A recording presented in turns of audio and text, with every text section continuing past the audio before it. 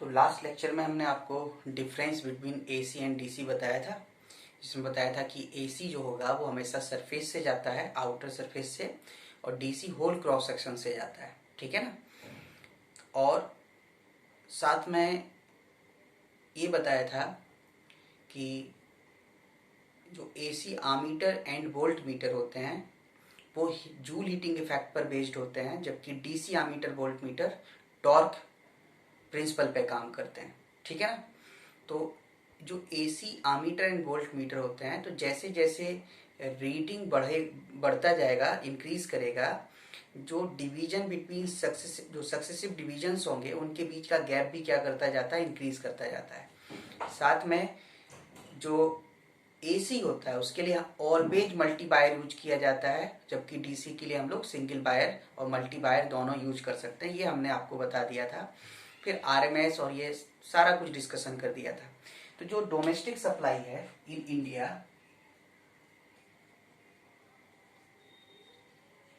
Domestic supply जो भी होगी, डोमेस्टिक जो घरों में सप्लाई होता है, डोमेस्टिक एसी सप्लाई जो होती है at 220 volt and 50 hertz frequency. तो जैसे हम सिर्फ लिखते हैं 220 वोल्ट, इसका मतलब कौन सी वैल्यू हुई, आरएमएस वैल्यू, और ये क्या हुआ, इसका फ्रीक्वेंसी ना।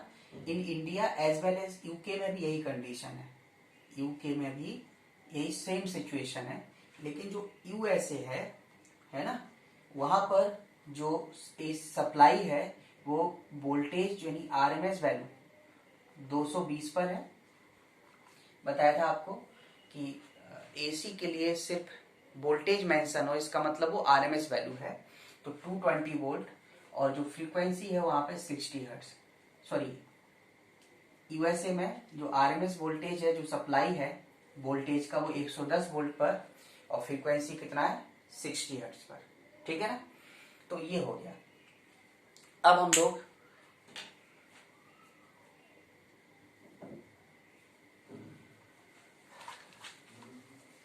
इसके आगे voltage current equation, instantaneous phase, ये सब कुछ हम आपको पहले डिफाइन कर चुके हैं जब हमने आपको आरएमएस वैल्यू बताई थी हार्मोनिक वोल्टेज और करंट के लिए। तो उसी तरह यहां पर phase difference between voltage and current, VI.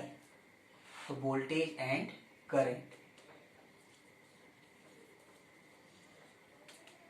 जैसे हम ये केस लेते हैं कि हमने लिखा let v equal to V not sine omega T and i equal to I not sine omega T plus five, इतना लिखा। इसका मतलब ये वोल्टेज हुआ, तो करंट इसके कहाँ होगा, i आगे होगा, और ये फेज कितना होगा, फाइव। तो इसको हम लोग बोलेंगे कि current is leading by phase phi with the voltage V, यानी करंट क्या कर रहा है, लीड कर रहा है। अच्छा, इसी बात को हम थोड़ा उल्टा सोचें तो हम ये भी कह सकते हैं कि वोल्टेज कहाँ है, करंट से पीछे, सो वोल्टेज, और we can say voltage V is lagged behind by phase phi with current I। एक ही बात हो गया। तो इसका मतलब जब D और I में फेज डिफरेंस यदि आप बराबर करके रखो, और जो लीड कर रहा है उसको लीडिंग में, जो लैग कर रहा है उसको लैगिंग में रखोगे, तो उस केस के लिए आप इक्वेशन में कुछ भी चेंज करो, फेज डिफरेंस सेम रहता है तो इक्वेशन सेम होगा। मतलब इसी इक्वेशन को हम लोग और क्या लिख सकते हैं, तो इस बेसिस पे आप देखें, तो इस बेसिस पर हम देखो क्या क्या इसमें कन्वर्ट कर सकते हैं। तो अब इसको देखते हैं, मतलब इस बात को कि यहाँ पे करंट लीड कर रहा है या कहिए वोल्टेज लैग कर रहा है, दोनों का मतलब एक ही है ना। दोनों को या तो कहिए करंट आगे है या कहिए वोल्टेज पीछे, दोनों का मीनिंग एक हो गया। तो और क्या पॉसिबिलिटी इसको हम बना सकते हैं, तो इसको आप यहां देखते हैं। Suppose V equal to V not sine omega T, I equal to I not sine omega T plus 5। तो यहाँ पर आपने ये वोल्टेज लिया था, ये करंट लिया था, ये फाई था, तो इसमें वही चीज हो गई। अच्छा, इसी पेयर को हम लोग चाहें तो ऐसे लिख सकते हैं, मान लो करंट हम यहाँ ले आए तो फिर वोल्टेज कहाँ चला जाएगा, पीछे। देखो ऐसे पूरे सिस्टम को रोटेट करा दिया, तो ये आई हो गया, ये क्या हो गया, वी। इसको फेजर डायग्राम भी बोलते हैं। तो यहाँ पर अब हमने करंट को लिख दिया I equal to I not sine omega T, इसको बेस लाइन पे ले आए तो वोल्टेज उसके पीछे चला गया, तो v इक्वल टू क्या लिखोगे, V not sine omega T minus 5, है ना। तो इस पूरे सिस्टम को आप इस तरह से भी लिख सकते हैं, दोनों का मीनिंग अलग है। वोल्टेज अलग हो सकता है, क्योंकि जब इसका वैल्यू 0 होगा तब इसका 0 नहीं होगा, क्योंकि इसमें फेज डिफरेंस। लेकिन पेयर की बात की जाए, वोल्टेज और करंट का आपस में रिलेशन की बात की जाए, तो चाहे आप इस पेयर की बात करो चाहे इस पेयर की बात करो, दोनों का मतलब सेम हो गया, दोनों का मीनिंग क्या हो जाएगा, सेम हो जाएगा। तो इसका मतलब इस वाले में भी हम देखो, इसमें क्या बोलोगे, करंट लीडिंग बाय फेज 5, इसमें भी क्या बोल रहे हैं, देखो वोल्टेज के कंपैरिजन में करंट लीडिंग बाय फेज 5। जो एंगल एंटी क्लॉकवाइज आते हैं उनको प्लस लेते हैं, जो क्लॉकवाइज आएंगे उनको क्या लेते हैं, माइनस। अच्छा, और चाहो तो तुम इसको ऐसे भी लिख सकते हो, देखो जैसे मान लीजिए कि वोल्टेज आप कहाँ लेके चले गए, यहाँ लेके चले गए, ये V है और ये एंगल कितना है, π/6।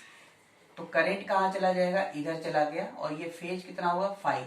तो यदि आप यहाँ B इक्वल टू कहते हो V not sine omega T plus π/6, तो करंट फिर क्या हो जाएगा, I not sine omega T plus π/6, और साथ में क्या हो जाएगा, प्लस का 5 हो जाएगा। ठीक है ना। तो इस सारे केसेस के लिए क्या है कि जो वोल्टेज और करंट का रिलेशन है, हम इसको चेंज करके वही रख सकते हैं। बस होना क्या चाहिए कि यदि ये पेयर दे रखा कि करंट लीड कर रहा था, वोल्टेज लैग कर रहा था, तो हमेशा उतना ही होना चाहिए, और बस क्या है कि फेज डिफरेंस क्या होना चाहिए, सेम रहना चाहिए, 5। तो वो आप यहाँ पे देख रहे हो। अब आते हैं हम लोग रिएक्टेंस। तो रिएक्टेंस बेसिकली होता है resistance offered by inductor and capacitor in AC circuit. जहां पे अल्टरनेट करंट मिल रहा है हमको, तो उसमें इंडक्टर और कैपेसिटर जो भी रेजिस्टेंस ऑफर करेगा उसको हम लोग क्या बोलेंगे, reactance. So inductive reactance means resistance offered by inductor and it is known as XL equal to omega L, where, और इसका जो यूनिट आएगा वो क्या बनेगा, ओम बनेगा, तभी तो रेजिस्टेंस बोल पा रहे हैं इसको। तो यहाँ पर ये इंडक्टिव रिएक्टेंस होगा, और ओमेगा इसमें angular frequency of AC source, जैसे हम लोगों ने जो सोर्स लिया था ना उसका एंगुलर फ्रीक्वेंसी का मतलब, जैसे I equal to I not sine omega T लिया, V equal to B not sine omega T लिया, तो उसमें जो ओमेगा है वही क्या है, एंगुलर फ्रीक्वेंसी है। और चाहो तो इसी को क्या लिख सकते हो, equal to 2πf।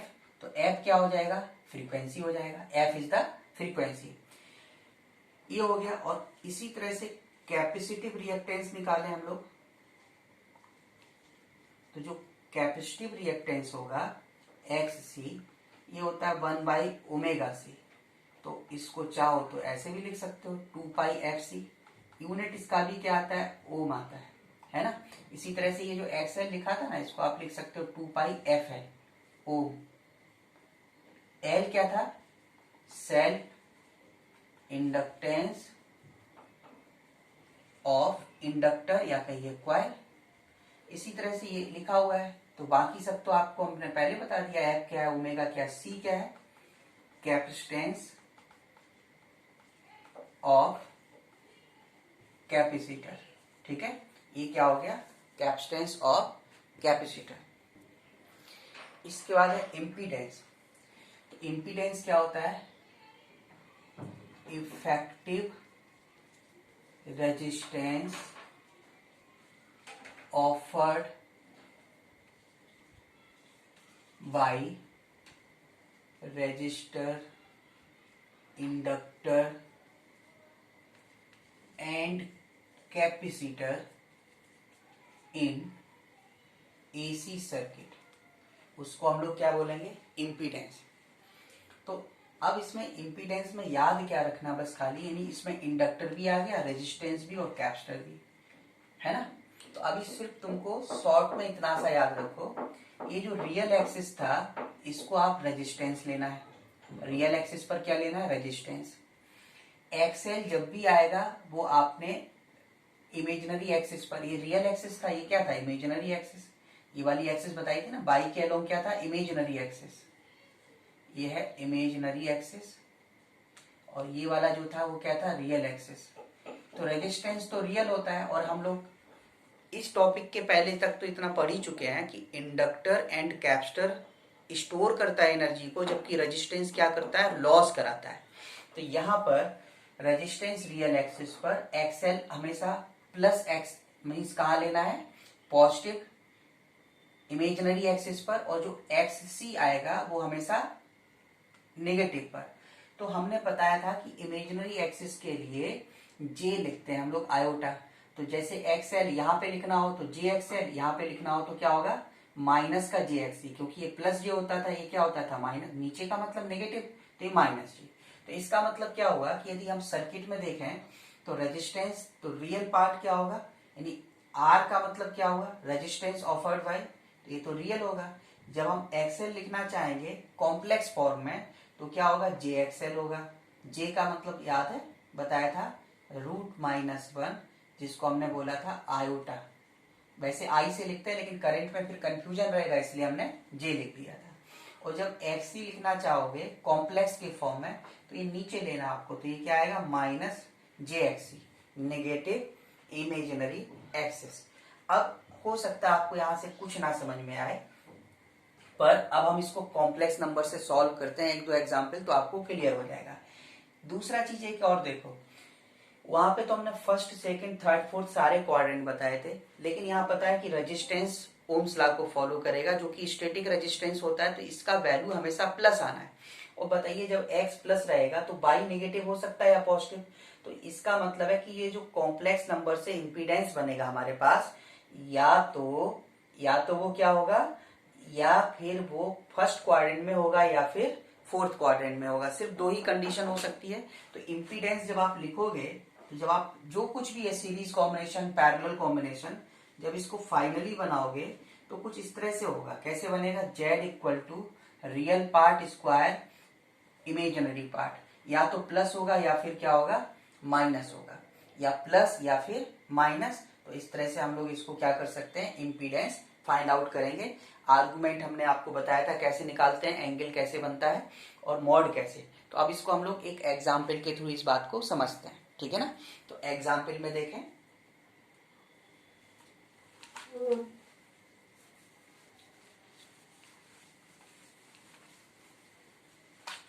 Complex number जो हमने इसके प्रीवियस लेक्चर में आपको जो बेसिक मैथ्स में बताया है उसको याद रखते हुए हम इस टॉपिक को कंटिन्यू कर रहे हैं, है ना, उससे इजी होता है।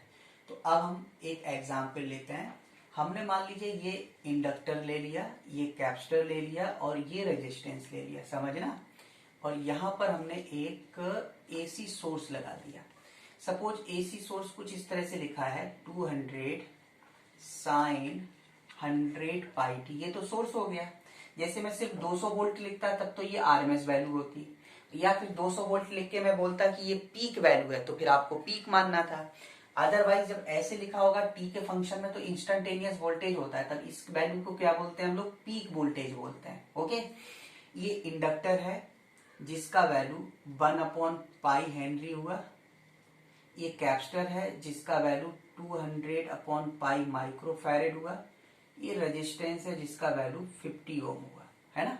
अब जरा इसको नोटिस करें, तो हम इसमें कैलकुलेट कर रहे हैं, हम कहते हैं कि कैलकुलेट इम्पीडेंस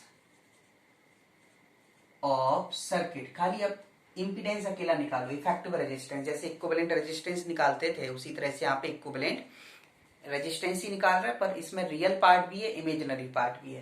तो यहाँ पर सी सॉल्यूशन, यदि हम वोल्टेज जैसा है कंपेयर करोगे तो यहाँ B equal to B not sine omega T, तो एंगुलर फ्रीक्वेंसी कितना हुआ 100 पाई, तो एक्स एल कितना होगा ओमेगा एल, ओमेगा एल मतलब 100 पाई, और एल का वैल्यू कितना है 1/पाई, तो ये कितना हो जाएगा 100 ओम, है ना। एक्सएल हो गया 1/पाई हेनरी था तो 100 ओम आएगा। एक्स ही बताया था 1/ओमेगा सी, तो 1/100 पाई, और सी कितना देखो, सी का वैल्यू है 200/पाई माइक्रोफैरेड, मतलब -6, पाई पाई कैंसिल, 0 0 4 0 खत्म हो गया, -2 बचेगा, 100/2, तो ये आ गया 50 ओम। ये कैलकुलेट कर लिया। अब हमने आपको क्या बताया, देखो ये तीनों किस कॉम्बिनेशन में, सीरीज कॉम्बिनेशन में, तो सीरीज कॉम्बिनेशन के लिए रजिस्ट है तो रेजिस्टेंस ही ना, इफेक्टिव रेजिस्टेंस में कुछ रियल है कुछ वर्चुअल है। तो यहाँ पर सीरीज कॉम्बिनेशन में हम लोग क्या लिखते थे, सीरीज कॉम्बिनेशन में हम लिखते हैं Z इक्वल टू, जैसे रेजिस्टेंस में R1 plus R2 plus R3 लिखते, इसी तरह से यहाँ पे चलेगा Z1 plus Z2 plus Z3। अब देखो जरा पहला वाला जो हम देखें Z1, तो इसका मतलब XL हो गया, Z1 का मतलब इसको अकेले लिखना है, तो XL में बताया था हमने कि कॉम्प्लेक्स में लिखते हो तो 100 तो हो गया इसका मैग्नीट्यूड, और इसको प्लस जे बताया था, XL ऊपर लेते हैं XC नीचे, XL और XC इमेजिनरी पे आता है, रेजिस्टेंस रियल पे आता है, तो 100 जे हो गया। Z2 देखो, Z2 का मतलब है कैप्स्टर, कैप्स्टर कितना हुआ ये 50 है, लेकिन इसका पता है नीचे आता है, नीचे आने का मतलब क्या लिखोगे -j, तो इसलिए क्या बन जाएगा ये बनेगा माइनस का 50j। अच्छा तीसरा रेजिस्टेंस, ये तो रियल पार्ट है तो रियल को ज्यों का त्यों लिखते हैं, तो वो कितना है 50, इसको सॉल्व करो 100j से 50j जाएगा, तो Z इक्वल टू हुआ 50 और ये होगा 50 प्लस j।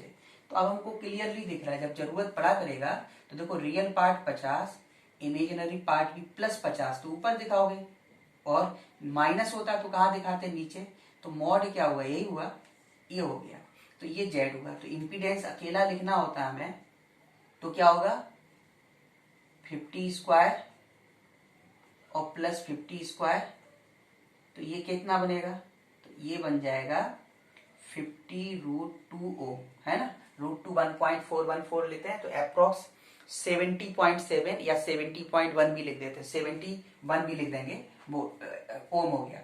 इसके अलावा ये जो एंगल, अभी तो जरूरत नहीं, पर आगे कुछ कंसेप्ट बताएंगे उसमें हम बताएंगे इसका यूज। तो जैसे ये एंगल लिखना हो तो ये फाई क्या होगा, या tan फाई क्या लिखोगे, परपेंडिकुलर बाई बेस, तो 50/50 कितना हुआ 1, तो इससे फाई का वैल्यू कितना हो गया π/4। ये जो फाई होता है कुछ और नहीं होता है, ये वही वाला फाई है जो हमने लिखा था ना अभी, B equal to B not sine omega T, तो I equal to I not sine omega T plus phi. जो वोल्टेज और करंट के बीच का जो फेज डिफरेंस है वो यहीं से मिलता है ना, पर उसको अभी हम देखेंगे आगे चल के कैसे होगा। तो इस तरह से हम इम्पीडेंस निकाल सकते हैं। इसको फिर से एक बार देखो, ये तीनों सीरीज कॉम्बिनेशन में है, तो सीरीज में R1 plus R2 plus R3 होता है, हमने बिल्कुल उसी तरह से सॉल्व किया।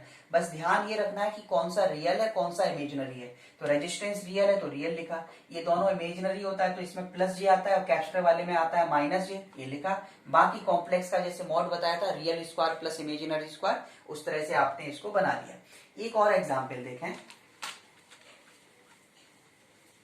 तो वन मोर एग्जाम्पल, जैसे हमने इसको बनाया इसी तरह से मान लीजिए हमारे पास नेक्स्ट एग्जाम्पल हमने लिया कि ये इंडक्टर है, ये कैपेसिटर, अब हम पैरेलल में कनेक्ट कर रहे हैं, ठीक है, और ये रेजिस्टेंस है, ऐसे लिख दिया, और इसको हमने किसी सोर्स से कनेक्ट किया। इस B का वैल्यू मान लो B नॉट साइन 100πt ऐसे कुछ लिखा हुआ है, तो ये मान लेते हैं 1/2π हेनरी, ये वाला है 100/π माइक्रोफैरेड कैपेसिटर का, और ये सपोज है 50 ओम। अब मैं इसमें क्या हूं कि कैलकुलेट इम्पीडेंस ऑफ सर्किट। तो इसमें देखो फिर से पहले की तरह ओमेगा कितना हुआ 100π, तो एक्सएल कितना हुआ ओमेगा एल, तो 1/2π, भाई कंपेयर करो B not sine omega T omega 100π, तो 1/2 पाई, और एल का वैल्यू कितना होगा, एल का वैल्यू है ओमेगा का वैल्यू है 100 पाई एंड एल का वैल्यू 1/2 पाई। तो ये कितना आ रहा है देखो 50 ओम। इसी तरह से एक्स सी कैलकुलेट करो 1/ओमेगा सी, तो 100 पाई और सी का वैल्यू है 100/पाई माइक्रोफैरेड। सॉल्व करो तो ये आया 100 ओम। चलो हो गया। अब यहाँ देखो रेजिस्टेंस आपको पता ही है, रेजिस्टेंस कितना है, वो 50 ओम है। जैसे पहले सीरीज कॉम्बिनेशन में था, ये दिख रहा है तीनों किसमें पैरेलल कॉम्बिनेशन। तो पैरेलल कॉम्बिनेशन के लिए क्या लिखोगे, 1/z equal to 1/z1, 1/z2, 1/z3। बस तरीका वही है कि सीरीज पैरेलल जैसे होता था वैसे ही आपको लिखना है, पर ये देखना है कि रियल पार्ट है और इमेजिनरी पार्ट है। तो यहाँ पर 1/z1, जैसे यहाँ से स्टार्ट करो तो ये एक्सएल है, तो एक्सएल का वैल्यू 50 तो आ गया, लेकिन पता है कि प्लस में होता था तो 50j लिखना पड़ेगा। फिर दूसरा वाला है 1/xg, तो ये वाला 100 तो आ गया, xc का वैल्यू कितना है 100 ओम है, लेकिन ये माइनस में होता था तो इसलिए क्या लिखोगे -100j। और Z3 मतलब तीसरा वाला रेजिस्टेंस, तो ये तो रियल पार्ट है, ये हो गया। इन दोनों को देखो, या तो आप ऐसे करो कि पूरा हमको दिख रहा है कि 100j एलसीएम हो रहा है, 100j एलसीएम लोगे तो ये 50j है, तो यहाँ बचेगा 2, 100j लिया तो यहाँ -1, यहाँ पर 2j, मतलब हुआ 1 है प्लस 2j अपॉन 100j, ये 1/z हुआ। तो हम z लिखना चाहें तो क्या होगा 100j अपॉन 1 प्लस 2j, ये z आ गया। अब मॉड z का मतलब ये नहीं कि इसका अलग निकालो इसका अलग निकालो डिवाइड करो, ऐसा नहीं होता। मॉड जब भी निकलेगा पहले तो z के फॉर्म में होना चाहिए, ये भी नहीं कि 1/z है उसका मॉड निकाल के फिर निकालो, वो भी नहीं करना है। z का मतलब न्यूमरेटर में z होना चाहिए, और j वाला जो कंपोनेंट है वो न्यूमरेटर में आना चाहिए। तो नहीं है तो आप कंजुगेट का मल्टीप्लाई डिवाइड करना तभी तो सिखाया था। तो अब जैसे 1/z इतना था तो z इतना आ गया। अब z इतना आ गया तो इसको सॉल्व करने के लिए हम कंजुगेट का ऊपर नीचे मल्टीप्लाई करें, डिनोमिनेटर को पहले खत्म करते हैं। तो बताइए 1 प्लस 2j का कंजुगेट क्या बताया था हमने, 1 प्लस 2j का बताया था बेटा कि रियल पार्ट नहीं बदलता, इमेजिनरी बदलता है। तो 1 माइनस 2j, और ये भी कितना लिखोगे 1 माइनस 2j। तो इसको आप मल्टीप्लाई करो तो देखो यहाँ पे क्या आ रहा है 100j माइनस 100 और 2 कितना हुआ 200, और j इंटू जे क्या हुआ j²। इधर देखो a plus B a minus B, तो 1 माइनस 4j², इतना हो गया। अब ध्यान से देखो z इक्वल टू, ये तो 100j है, चलो लिख दिया। ये देखो j² -1 होता है तो minus minus plus 200 upon j² -1 minus minus plus, तो 4 1 5 आ गया है ना। तो ये 5 आ गया। अब इसको सॉल्व करो, और तो 5 का डिवाइड हो रहा है तो ये कितना आ जाएगा, यहाँ पे 40 हुआ रियल पार्ट, और ये वाला 20j। अब बताइए जब तुमने z कैलकुलेट कर लिया इसमें, तो z कैलकुलेट करने से अब इसका सॉल्यूशन में यहाँ पे कंटिन्यू कर रहा हूं, यानी z इक्वल टू आया 40 प्लस 20j। तो ये रियल पार्ट हो गया 40, इमेजिनरी पार्ट 20, तो ये जो आएगा रिजल्टेंट वो इधर आएगा बेटा। तो z और ये एंगल को हम फाई बोलते हैं, है ना। इसका अभी तो रिक्वायरमेंट नहीं, अभी तो हम जस्ट कैलकुलेशन बता रहे हैं, आगे चल के होगा। तो मॉड z कितना हुआ, real square imaginary square, solve किया तो आया 20√5 ओम, ये इम्पीडेंस हो गया। और फाई निकालना है या tan फाई, तो परपेंडिकुलर बाई बेस हाफ आया, तो फाई यानी आर्गुमेंट क्या होगा tan इनवर्स हाफ, ये आंसर हो गया। तो इस तरह से हम लोग फाइंड आउट करेंगे, ठीक है ना। तो इस तरह से हम लोग इम्पीडेंस फाइंड आउट कर सकते हैं। अब एक और एग्जांपल देखते हैं। अब जरा VI इक्वेशन और देखो, वोल्टेज और करंट का इक्वेशन हमें लिखना हो तो हम लोग कैसे लिखेंगे। तो जो भी सर्किट होगा उसमें इम्पीडेंस तो फाइंड आउट कर ही चुके, तो या तो वो फर्स्ट क्वाड्रेंट में पड़ेगा या फोर्थ में। बताया ना रियल पार्ट हमेशा पॉजिटिव रहेगा, इमेजिनरी यदि प्लस हुआ तो फर्स्ट क्वाड्रेंट में आएगा, और नेगेटिव हुआ तो फोर्थ क्वाड्रेंट में आएगा। तो VI इक्वेशन के लिए जो सोर्स है उसका तो वोल्टेज गिवन रहेगा। तो यहाँ पर बस ध्यान क्या रखना है कि वोल्टेज जो है always taken along impedance, है ना, वोल्टेज हमेशा इंपीडेंस के अलोंग लेना है, and current along real axis, resistance नहीं बोल रहा हूं, रियल एक्सिस, मतलब ये यहां लेना है, और जबकि वोल्टेज कहां लेना है आपको, इंपीडेंस के अलोंग, ठीक है ना, वोल्टेज इंपीडेंस के अलोंग, और करंट कहां लेना है, रियल एक्सिस पर, इतना सा ध्यान हमको रखना है। तो क्या हो सकता है, तो दो केस बनते हैं अपने पास, या तो कोई केस ऐसे बनेगा कि Z1 equal to X plus J Y, समझ ना बात, भाई बनाएंगे तो ऐसे ही होता है, रियल और इमेजिनरी। तो इसमें क्या हो सकता है, ये रियल पार्ट और ये इमेजिनरी पार्ट, मतलब ये रियल एक्सिस और ये क्या होगा, इमेजिनरी एक्सिस, इसी को बोलते थे। तो Z कुछ ऐसे ही आएगा, भाई फर्स्ट क्वाड्रेंट है तो यही आया, तो ये हो गया Z। तो Z हो गया, तो हमने क्या बताया, वोल्टेज आपको यहां लेना है और करंट कहां लेना, रियल एक्सिस पर, ये फाई निकालना हम जानी है। तो यहां पर इसके लिए एक V equal to V not sine omega T है, तो उस केस में I इक्वल टू क्या होगा, I नॉट, देखो करंट इससे कहां चला गया, पीछे कितने से, फाई से, मान लो यहाँ प्लस पाई बाई सिक्स है, तो यहाँ पर भी omega T plus pi by six minus five रहेगा, लेकिन बस वोल्टेज लीड करेगा और फेज डिफरेंस कितना रहेगा, फाइव रहेगा, ये होगा। अब बात रहती कि आई नॉट कैसे निकालेंगे, तो देखो जो जेड का मॉड होता है ये B not by I not होगा, या फिर B R M S upon I R M S, क्यों, B not by root two, I not by root two, दोनों साइड डिवाइड करोगे तो ये बन जाएगा, है ना। तो इसलिए इससे हम लोग वैल्यू निकाल लिया करेंगे, बाकी सब कुछ कैलकुलेट यहां से हो ही जाएगा। केस सेकंड ये पॉसिबिलिटी है कि हम इंपीडेंस फाइंड आउट करें, तो ये क्या आ सकता है, एक्स माइनस जे वाई आ सकता है। तो जब ये एक्स माइनस जे वाई आ जाएगा, तो अब एक्स माइनस जे वाई का मतलब क्या पॉसिबिलिटी है कि भाई ये रियल एक्सिस, ये इमेजिनरी एक्सिस, तो बाई नेगेटिव है तो नीचे दिखाना पड़ेगा, तो ये जेड आया, तो ये फाइव हुआ। क्या बताया आपको कि वोल्टेज हमेशा कहाँ लेना है आपको, इंपीडेंस के अलोंग, और करंट रियल एक्सिस पर। तो यहां पर देखो ये V equal to V not sine omega T है, तो इस वोल्टेज से करंट क्या है, लीड कर रहा है, तो I equal to I not sine omega T plus five होगा, ठीक है ना। तो ये I not sine omega T plus five बन जाएगा। तो इस तरह से हम वोल्टेज और करंट की इक्वेशन लिख सकते हैं। अब हम एग्जाम्पल देखते हैं। अब हम लोग एक एग्जाम्पल देखते हैं। Suppose inductor and resistors are in series. Inductance is 1 upon 2 pi Henry and resistance is 50 ohm. Connected with a AC source, of voltage 100 sin 100 pi t. This is the function of t. So this voltage is known as instantaneous voltage. So we can say V naught equal to 100 volt.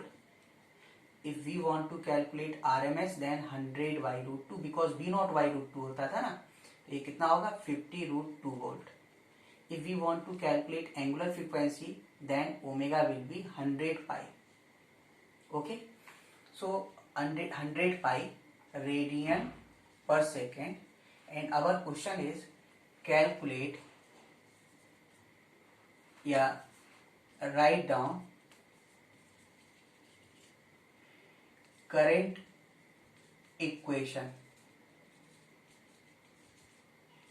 corresponding to given voltage equation, तो जो V दे रखा था हमारे पास, question तो अपना इतना ही है, ये क्वेश्चन हो गया, पर हम कंपेयर करेंगे तो ये V नॉट हो गया, V R M S, omega जो नीड होगा वो हमने यहाँ पे लिख दिया।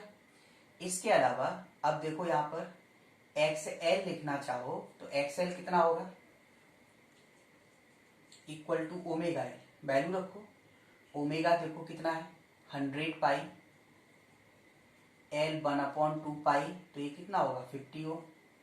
तो इम्पीडेंस लिखो, आप इम्पीडेंस वो भी कॉम्प्लेक्स फॉर्म में, तो Z क्या होता है, देखो inductor and resistor R in series, so it will be Z1 plus Z2. It means Z1 is 50j and z2 means real part, so only 50. So z will become real plus 50j. Now see, real part 50 and imaginary part also 50 and both are positive. So this 50, this 50. So impedance like this. So this is Z. So voltage always taken along impedance and current always taken along real axis. Now if we want to calculate mod Z, then 50 square plus 50 square root become 50 root 2 ohm. If we want to calculate tan phi, then it will be 50 by 50, that is 1. So phi will be 45 degree, but in radian it will be pi by 4 radian. Okay, ये phi आ गया हमारे पास. अब I not क्या बताया था, B naught by mod Z, because ये तो just like resistance है ना. तो mod Z equal to V RMS upon I RMS और V naught by I naught. So here V naught is 100 and this is 50 root 2.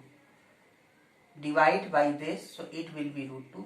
Now, if V equal to 100 sin 100 pi t, then current is lag behind. Then, now if V is this, then I equal to I naught. I naught means root 2 function of sine 100 pi t and current is lag behind by phi. Phi means pi by 4. So it will be minus pi by 4. So current equation will be root 2 sine 100 pi t minus pi by 4. तो अब हम लोग start करते हैं LCR series circuit. LCR series circuit, suppose this is inductor, capacitor and resistor LCR connected with a AC source of instantaneous voltage V naught sin omega t. So इस सबसे पहले हम इसमें डिफाइन करते हैं impedance Z equal to R plus JXL by R1 plus R2 plus R3 Z1 plus Z2 plus Z3, that is JXL plus minus JXC and plus R. So Z will be R plus J XL minus XC. So mod Z will be R square plus XL minus XC square. Okay, ये complex form है, magnitude form है. If XL is greater than XC, then this will be imaginary part will be positive, so it will lie on first quadrant. If XL less than XC, then it will reach in fourth quadrant. तो अभी हमें क्या करना है, मान लीजिए first quadrant में ही मान लिया आपने. तो जब फर्स्ट क्वाड्रेंट में मानोगे तो ये जो पार्ट आएगा ये होगा XL माइनस XC, ये जो पार्ट आएगा वो R होगा. तो जो Z आएगा वो कहाँ पर आएगा, ये आएगा Z. तो हम लोग ये फाई लिख सकते हैं, है ना. तो इसमें Z मॉड Z तो हमने बता ही दिया आपको. तो इम्पीडेंस का मैग्नीट्यूड हो गया. अब आते हैं हम लोग फेज डिफरेंस. तो फेज डिफरेंस यदि फाई लिखना हो यानी टेन फाई कितना हो जाएगा, tan phi equal to perpendicular means XL minus XC by R. So phi will be tan inverse XL minus XC by R. Phase difference हो गया. पावर फैक्टर क्या होता है इसको तो हम पावर में आपको एक्सप्लेन करेंगे, पर पावर फैक्टर यदि लिखना चाहें तो power factor is cos phi and cos phi will be base by hypotenuse, that is R by mod Z. This is the power factor. हम लोगों ने इम्पीडेंस लिख दिया, हमने फेज डिफरेंस डिफाइन कर दिया। अब करंट एंड वोल्टेज इक्वेशन और देखें तो वी आई इक्वेशन अभी देखें पहले। अब देखो वोल्टेज का वैल्यू हमने बताया B not sine omega T, तो देन आई इक्वल टू, ये वी गिवन था ना, तो I equal to I not sine omega T, या तो +5 आएगा या फिर -5। अब आप देखो ना ये फर्स्ट क्वाड्रेंट में आ रहा था, तो वोल्टेज किसके अलोंग लेना है, वोल्टेज लेना है हमें इम्पीडेंस के अलोंग, और करंट लेना है इधर, तो वोल्टेज तो हमेशा आएगा इसके अलोंग, और करंट कहाँ आना है रियल एक्सिस पर, तो इसके अलोंग। तो करंट लैग बिहाइंड हो गया, तो इसलिए क्या लिखना है -5। 5 कहाँ से निकल के आएगा इससे, मान लीजिए ये वैल्यू क्या होती, नेगेटिव आ जाती, जैसे XL less than एक्ससी, then it will be negative, then it will in fourth quadrant, in that case voltage will be lag behind and current will be leading. So if current will be leading then it will be +5, rest part ऐसे रहेगा। तो हमने इसमें we I equation भी लिख लिया। अब हम आते हैं पोटेंशियल यानी वोल्टेज इक्वेशन, और देखें ये तो बी आई इक्वेशन करस्पॉन्डिंग लिखा। अब वोल्टेज रिलेशन में देखें जरा, ये जो हमने आई नॉट लिखा है, तो इम्पीडेंस एक और फिर से लिखें, जो इम्पीडेंस यहाँ पे लिखा, तो हमें इसमें यूं कहें कि हमें मैग्नीट्यूड ऑफ इम्पीडेंस डिफाइन करना हो, तो ये जो मॉड जेड था वो होगा B not by I naught, या फिर B R M S upon I R M S, but is not equal to V upon I, because देखो V not sine omega t, I equal to I not sine omega t -5, phase में difference है तो ये cancel नहीं हो पाएगा, तो ये बराबर नहीं हो पाएगा। तो इसलिए V not by I naught होता है और B R M S by I R M S होता है, but it not equal to instantaneous voltage और करंट रेशियो, ठीक है ना। तो ये रहेगा। इतना बताने के बाद अब नेक्स्ट एक रिलेशन और हमारे पास बचा है, तो वो है वोल्टेज रिलेशन। देखें जरा, तो वोल्टेज रिलेशन क्या होगा, तो voltage relation since z equal to या मॉड z इक्वल टू हम लोग कैलकुलेट कर चुके हैं, क्या था r square plus XL minus X square, अभी कैलकुलेट किया था।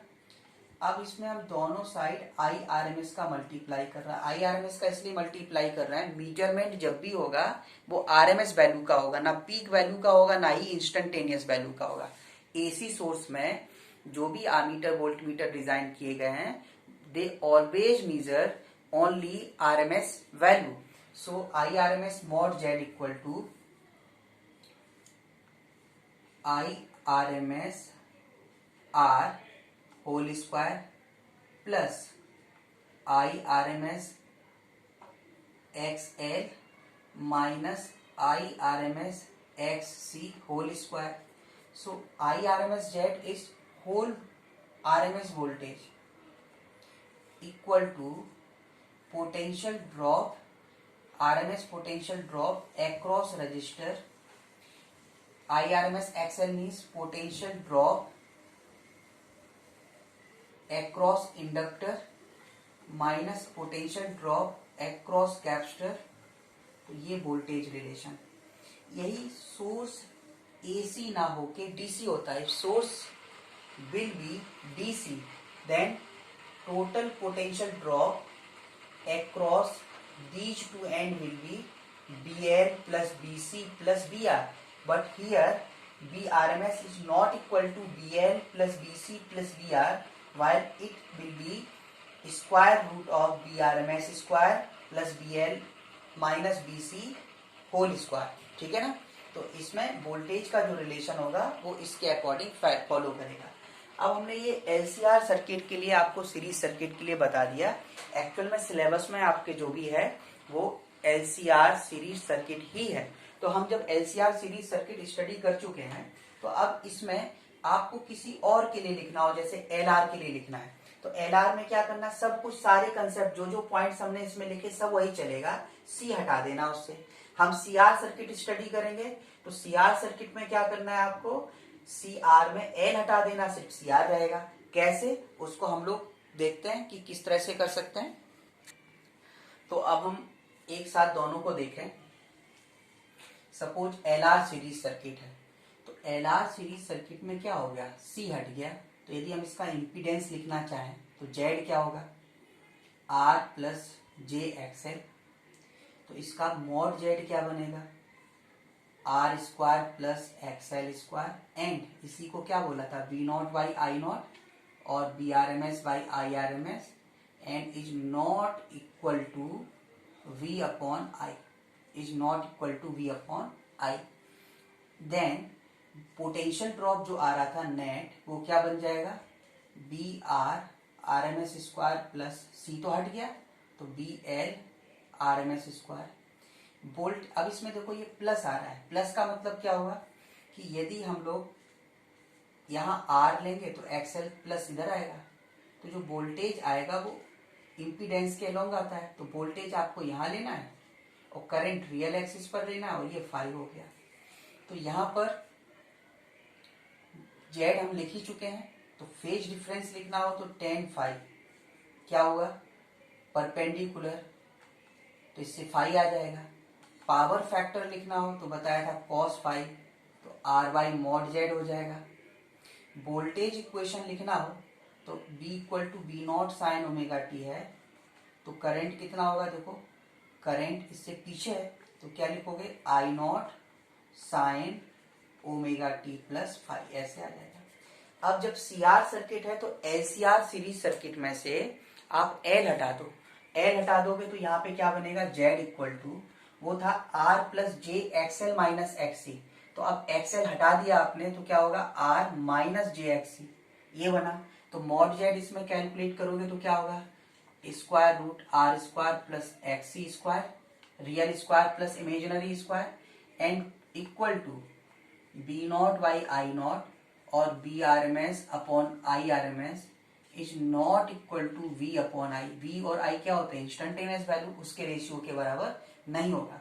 साथ में होल जो आर एम एस वोल्टेज आप अप्लाई करोगे वो किसके इक्वल होगा, V R R M S square, ये बताया था, और plus V L minus V C का होल स्क्वायर। तो उसमें से आप बी एल हटा दो, सिर्फ बी सी बचा, तो V C R M S square, ये बन जाएगा। अब इसमें देखो यहाँ पर माइनस आ रहा है, इसका मीनिंग हुआ कि यदि हम यहाँ रेजिस्टेंस लेंगे तो ये एक्स सी आएगा। जब ये एक्स सी आएगा तो जेड यहाँ चले जाएगा, जेड यहाँ आया तो वोल्टेज जेड के अलोंग लेते हैं और करंट रियल एक्सिस पर लेते हैं, तो ये एंगल क्या होगा, फाइव, है ना। तो यहाँ पर tan फाइव लिखना हो तो क्या होता है, परपेंडिकुलर बाई बेस, यानी परपेंडिकुलर क्या होगा यहाँ पे, X C by R, perpendicular क्या होगा, एक्स सी बाई आर। तो फेज डिफरेंस लिखा होगा tan इनवर्स, और पावर फैक्टर लिखना हो तो cos पाई ही होता है, जो कि r बाई मॉड जेड, ये हो गया। इसके अलावा v इक्वल टू, यदि आपने v not sine omega T ले रखा है तो अब वोल्टेज इधर है तो करंट तो इससे लीड कर रहा है ना, तो I इक्वल टू क्या होगा, I not sine omega T plus five, इतना बन जाएगा। तो I equal to I not sine omega T plus five. Okay, तो हमने क्या करना, एलसीआर सीरीज सर्किट है और एलसीआर सीरीज सर्किट में ही जो आपकी रिक्वायरमेंट नहीं उसको आप हटाते चले जाइए, हमारे सर्किट तैयार होते जाएंगे, ठीक है ना। अब फिर से हम एलसीआर में ही, हमने आपको एलसीआर सीरीज बता दिया, फिर हमने एलआर और सीआर स्टडी कर लिया। अब हम लोग देखते हैं एलसी सीरीज सर्किट। तो एलसी सीरीज में अब इसमें आर हट गया, तो आर हटेगा तो जेड क्या लिखोगे, जे एक्सएल माइनस जे एक्ससी, तो इतना बचा। एक्सएल ग्रेटर देन एक्ससी होगा तो प्लस, और लेस होगा तो कहाँ होगा, माइनस होगा। एनीवे, पर मॉड जेड कैलकुलेट करोगे तो रियल 0 है और इमेजिनरी एक्सएल माइनस एक्ससी का होल स्क्वायर। तो आप मॉड जेड क्या लिखोगे, एक्सएल डिफरेंस एक्ससी। डिफरेंस लिखने का मतलब ये हो गया जो बड़ा होगा वैल्यू उसको पहले लिख देना है, क्योंकि पॉजिटिव लाना है, ये हो गया। चलिए मॉड जेड, और ये किसके बराबर बताया था, B not by I naught या फिर V R M S upon I R M S, पहले की तरह, but is not equal to V upon I, ये हो गया। फिर हम लोगों ने वोल्टेज लिखना है आर एम एस, तो क्या हो जाएगा, square root V R square, तो वो 0 हो गया। फिर V L minus V C whole square, square root खत्म करोगे तो V L R M S minus V C R M S, अब माइनस में जो डिफरेंस बड़ा होगा उसको आपने पहले लिख लेना, क्योंकि मॉड चाहिए होता है ना। तो ये हो गया वोल्टेज। अब हम इसमें जेड को डिफाइन करो जरा। जेड में यदि एक्सएल माइनस एक्सी यदि प्लस हुआ तो ऊपर होगा, है ना, एक्सएल माइनस एक्सी, सिर्फ यही तो है। और माइनस होगा तो कहाँ होगा, नीचे होगा। अभी हमने ऊपर मान लिया, तो ये जेड हुआ ना, अल्टीमेटली पूरा इधर आ रहा है। और रियल पार्ट कितना है, 0, तो करंट यहाँ पे लेना है। रियल पार्ट तो 0 है ना, आर 0 है। तो अब बताइए, ये वोल्टेज हमेशा यहाँ लेते हैं और ये एंगल कितना आएगा, π/2, क्योंकि रियल है ही नहीं, जो भी जेड है वो सिर्फ यही है। तो यहाँ से कितना एक्सिस बना रहा है, कितना एंगल बना रहा है, 90। तो यहाँ पे फेज डिफरेंस कितना होगा, π/2। पावर फैक्टर लिखना चाहो तो cos फाइव होता था, π/2 रखोगे तो कितना हो जाएगा, 0 हो जाएगा। फिर आपने वोल्टेज लिखना है V0 साइन ओमेगा टी, यदि गिवन है तो फिर I का वैल्यू क्या होगा, I0। वोल्टेज यहाँ तो करंट इसके पीछे आता है ना, लैग बिहाइंड होता है, क्योंकि रेजिस्टेंस तो था नहीं, तो करंट इधर आएगा, तो पीछे होगा। तो I0 sine omega T minus π/2 ऐसे लिख देना है। अब प्योरली इंडक्टिव सर्किट है, तो जब सिर्फ इंडक्टिव सर्किट होगा तो फिर वही Z इक्वल टू कितना होगा, JXL। JXL का मतलब अब यहाँ पे हमें मॉड Z लिखना है तो वो XL के इक्वल ही होगा, equal to V0 upon I0, BRMS upon IRMS, but is not equal to V upon I। क्यों नहीं होगा, क्योंकि वैल्यू देखो इक्वेशंस बदल जाती है ना, ऐसे यहाँ पर भी कुछ बदल रहा होगा, तो ये होगा। इसके अलावा BRMS आपको लिखना है तो वो तो सिंपल यही हो गया, IRMS इंटू XL, मतलब BLRMS, इसी के बराबर होगा टोटल वोल्टेज, क्योंकि और तो कुछ है ही नहीं, जो भी पोटेंशियल RMS होगा वो इसी के अलोंग होगा। इसके अलावा अब आप देखो सिर्फ एक्सेल वाला पार्ट है, तो एक्सेल वाला पार्ट है तो जेड इधर आया, वोल्टेज इसके अलोंग लेते हैं, करंट इधर लेते हैं, तो ये तो दिख रहा है ना, यहाँ से 90 बना रहा है। तो जब ये 90 बना रहा है तो रियल एक्सिस से 90 बना रहा है, तो इसलिए फेज डिफरेंस कितना हुआ, π/2। पावर फैक्टर कितना होगा, cos फाइव, जो कि 0। और B का value V0 sign omega T लिख दिया हमने, तो करंट कहाँ जा रहा है, देखो पीछे जा रहा है, इसलिए क्या लिखोगे, I0 sine omega T minus π/2, इस तरह से लिखेंगे। कैपेसिटिव सर्किट में Z लिखोगे तो कितना होगा, -JXC, क्योंकि नेगेटिव होता है। तो यहाँ पर बाकी सब कुछ वैसे ही चलेगा, मतलब मॉड Z लिखना चाहें हम लोग तो ये XC के इक्वल BRMS क्या हो जाएगा, BCRMS बन जाएगा, है ना। और इज नॉट यहाँ पर भी वही V0 by I0 equal to BRMS by IRMS, but is not equal to V upon I। और जो RMS वोल्टेज आप देखोगे तो वो क्या आ जाएगा, C के अक्रॉस ही होगा। इसके अलावा XC नीचे दिखाते हैं, तो Z नीचे गया और ये एंगल π/2 दिख ही रहा है। वोल्टेज यहाँ लेते हैं, रेजिस्टेंस है ही नहीं, तो Z पूरा यहाँ आया। तो ये क्या हो गया, करंट हमेशा कहाँ लेना है हमें, रियल एक्सिस पर। तो यहाँ पर देखो वोल्टेज को तुमने V0 साइन ओमेगा टी लिखा, तो करंट कहाँ है, करंट इससे लीड करेगा, कितने से, π/2 से, तो साइन ओमेगा टी प्लस π/2, इस तरह से ये आ जाएगा। तो अभी हमने इनको देखा।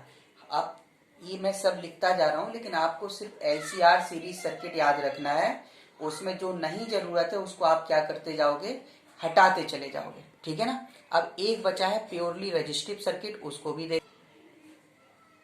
प्योरली रजिस्टिव सर्किट में क्या होगा, ये रेजिस्टेंस होगा, ये आपने वोल्टेज लगा दिया, है ना, कोई सोर्स लगा दिया, तो यहाँ जेड में सिर्फ रियल पार्ट हुआ, और रियल पार्ट कहाँ होता है, इधर होता है। तो अब जेड यही हुआ, जब रेजिस्टेंस अकेला आ रहा है तो जेड तो यही होगा ना, सिर्फ रियल पार्ट में है तो जेड इसके अलोंग हो गया। इमेजिनरी अकेला था तो ऊपर था, रियल इमेजिनरी दोनों थे तो बीच में होता था। तो वोल्टेज हमेशा कहाँ लेना है, इम्पीडेंस के अलोंग, और करंट तो रियल एक्सिस पर ही लेना है, तो करंट इधर ही। तो इसमें क्लियरली दिख रहा है फेज डिफरेंस दोनों में कितना हो जाएगा, 0, क्योंकि वोल्टेज वही, करंट भी वही। तो पावर फैक्टर कितना होता है, cos फाइव, जिसका वैल्यू कितना हो जाएगा, 1। इसके अलावा जो Z है जिसका वैल्यू आप R लिखोगे तो वो, या इसको पहले और देख लो, B equal to B0 sine omega T लिखा, तो फिर I equal to I0 sine omega T, phase difference है नहीं तो +0 सेम ही रहेगा।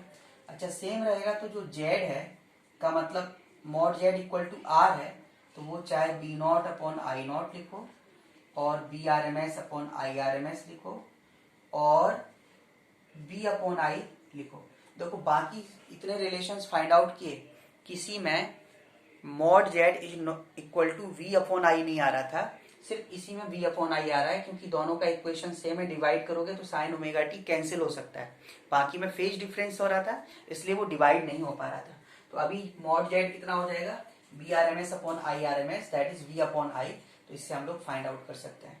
तो इस तरह से हमने एक एलसीआर सीरीज सर्किट से हम सब कुछ फाइंड आउट कर सकते हैं।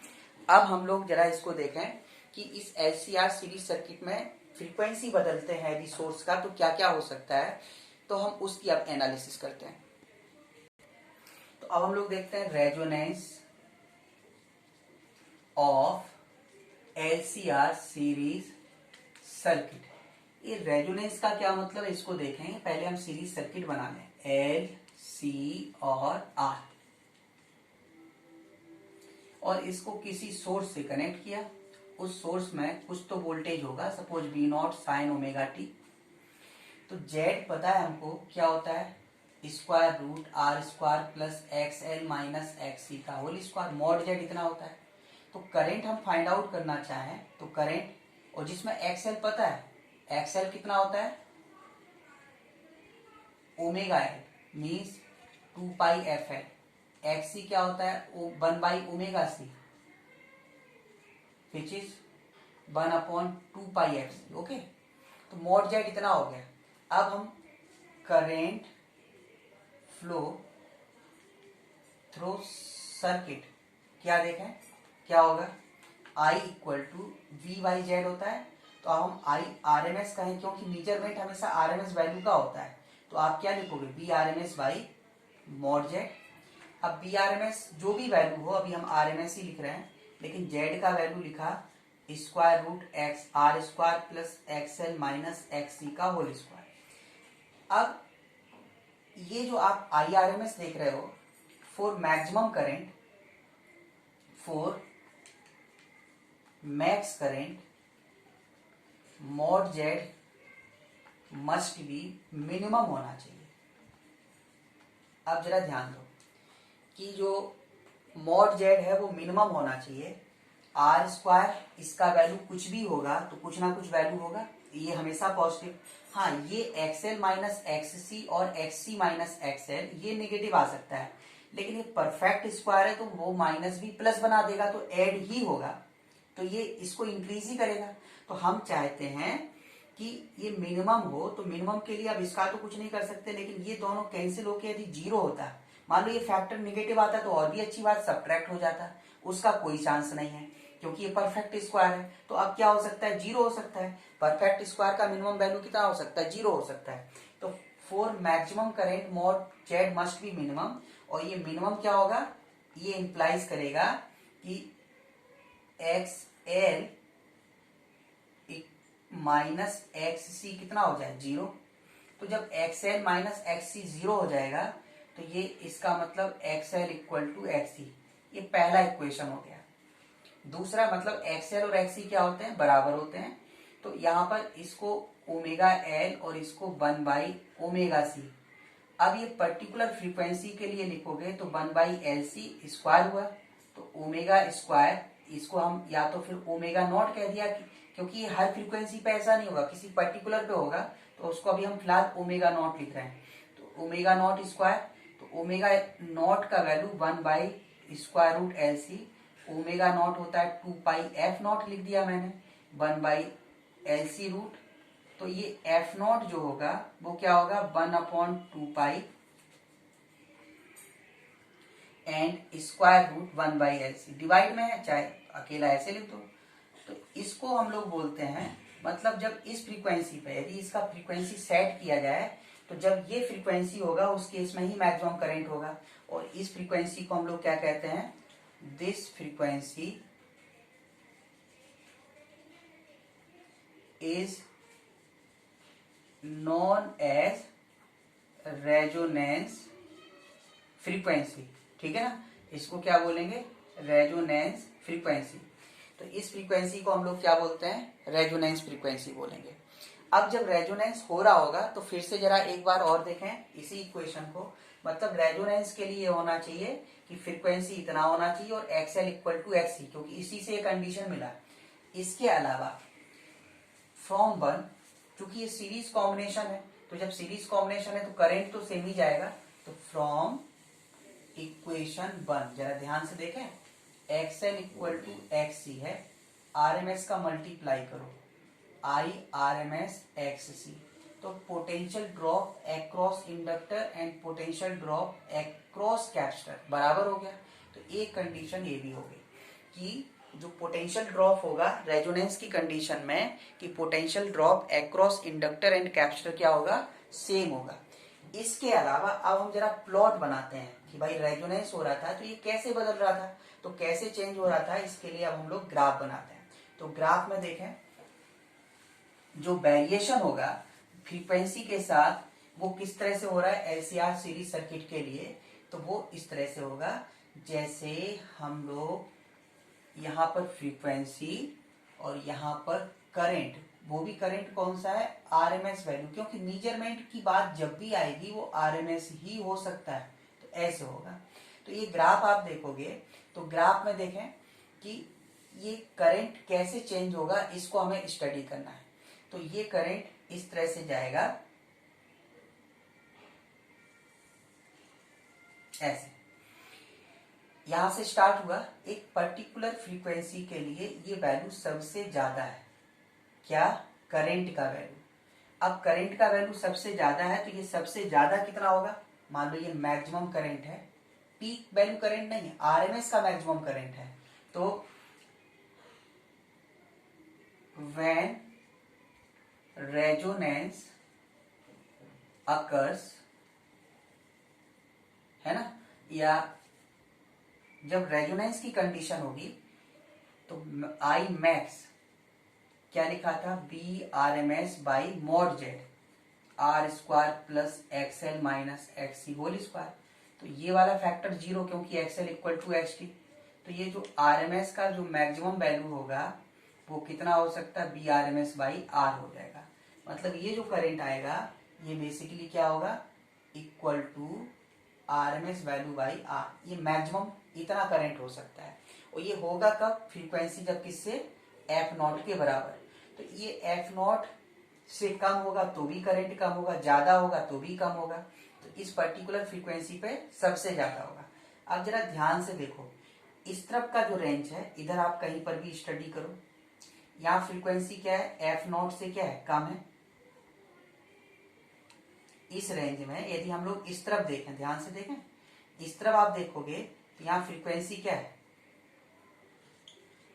F का वैल्यू F0 से कम है, और इस वाले पोर्शन में F का वैल्यू F0 से ज्यादा है। देखो जब F का वैल्यू F0 से कम है, हम देखें कि इस सर्किट का बिहेवियर किस तरह से होगा, मतलब ये LR सर्किट की तरह काम करेगा या CR सर्किट की तरह काम करेगा, ये पता करने के लिए अब हम इसमें कंडीशन देखें। तो पहला केस जब फ्रीक्वेंसी और ये F0 पर क्या होगा, ये तीन केस होगा, कम हो, ज्यादा हो, एग्जैक्टली इसके बराबर। तो ये किस किस तरह से बिहेव करेगा इसको हम लोग देखेंगे। तो पहला केस हम लोग यही लेते हैं, इफ सोर्स का फ्रीक्वेंसी रेजोनेंस फ्रीक्वेंसी से कम हो। तो पहला केस हम यहां स्टार्ट करते हैं, if F less than F0, है ना। तो सिंस XL बराबर ओमेगा L, या कहिए 2 पाई FL, XC बराबर 1 अपॉन 2 पाई FC, 1 अपॉन 2 पाई FC। तो जब F का value F equal to F0 पर तो हमें पता ही है कि F इक्वल टू F0 पर XL और XC बराबर, ध्यान दो F0 पर पहली कंडीशन निकली है कि XL XC के बराबर होगा।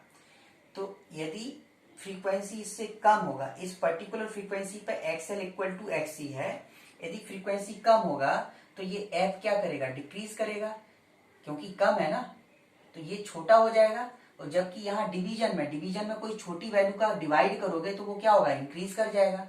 तो ये इंप्लाइज क्या करेगा, देखो F का वैल्यू F0 से कम है तो ये एफ के डायरेक्टली प्रोपोर्शनल है, ये इनवर्सली प्रोपोर्शनल। इसकी वैल्यू डिक्रीज करेगी तो ये भी डिक्रीज करेगा, इसकी वैल्यू डिक्रीज करेगी तो ये इंक्रीज करेगा। तो ये इंप्लाइज करेगा एक्स सी ग्रेटर देन एक्स एल।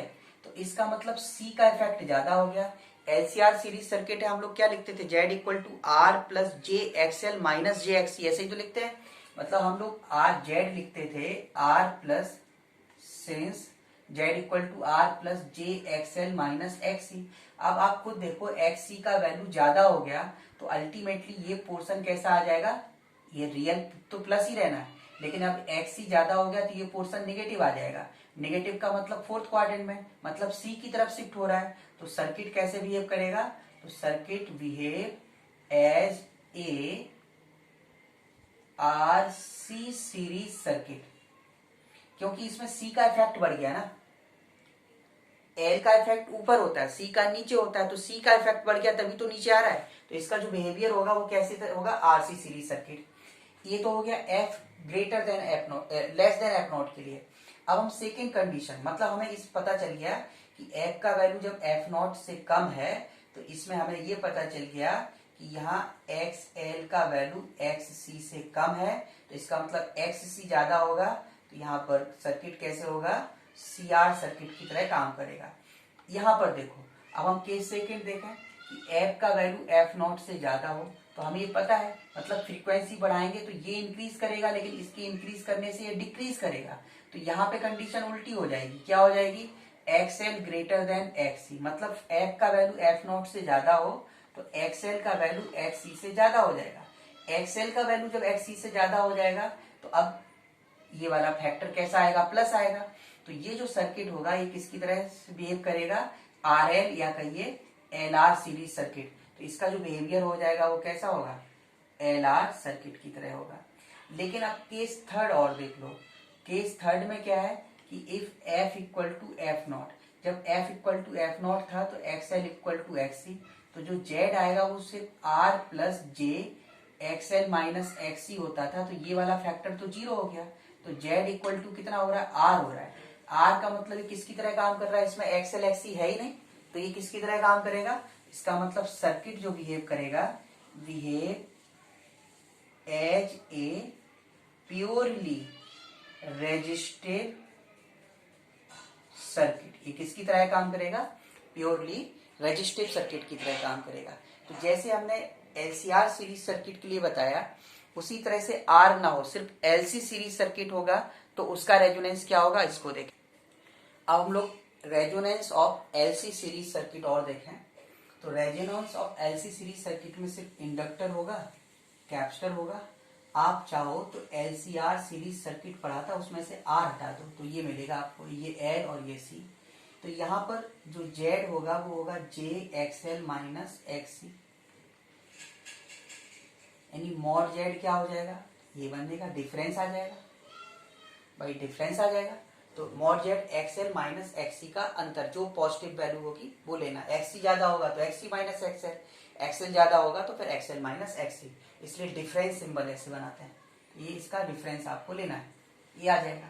अब यहाँ पे जरा आई आर एम एस लिखो, तो क्या होता था, V R M S by mod Z, तो ये हो गया V R M S by XL difference XC.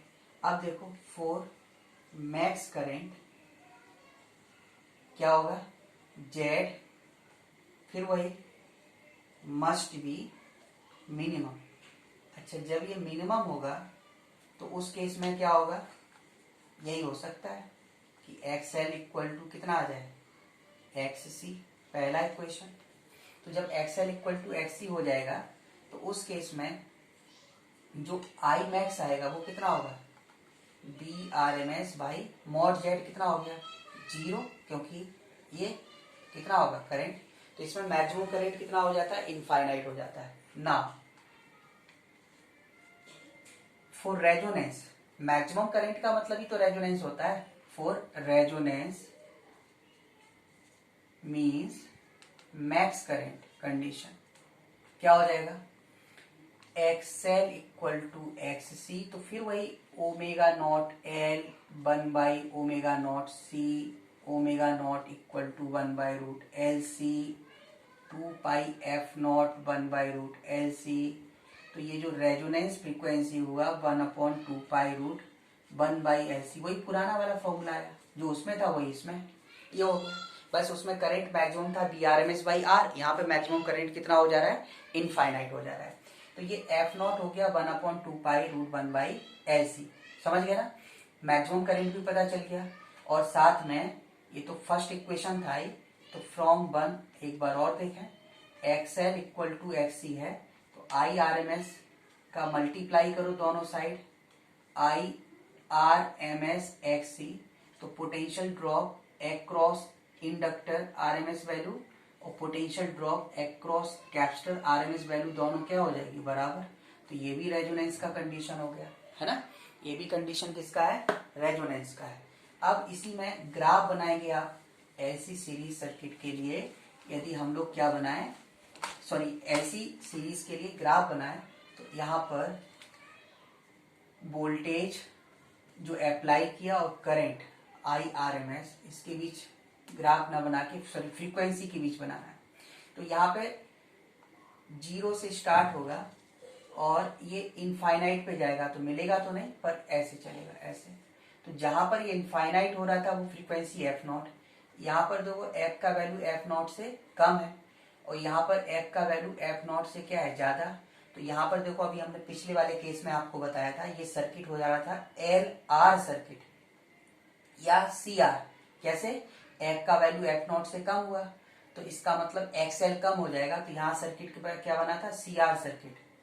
अब R तो है नहीं, इसलिए किसकी तरह बनेगा, कैपेसिटिव सर्किट की तरह काम करेगा ये। इसी तरह F का वैल्यू F0 से ज्यादा था, तो वो इंडक्टर डोमिनेट कर रहा था, तो LR सर्किट बताया था, उसमें से R हटा दो, तो ये सिर्फ क्या होगा, L सर्किट की तरह काम करेगा, है ना। तो ये इंडक्टिव सर्किट की तरह काम करेगा। अब इसके आगे हम लोग नेक्स्ट लेक्चर में करते हैं।